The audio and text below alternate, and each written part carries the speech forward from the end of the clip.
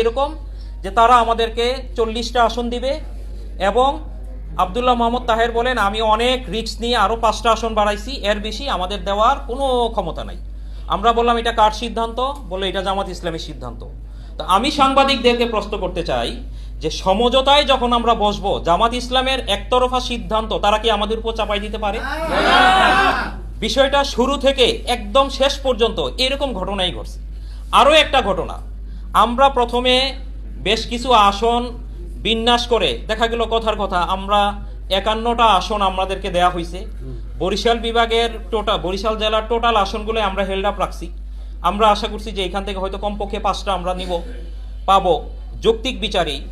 তারপরেও প্রায় 53-54টা আসন ছিল যেটা পরবর্তীতে আমরা সমাধান করব।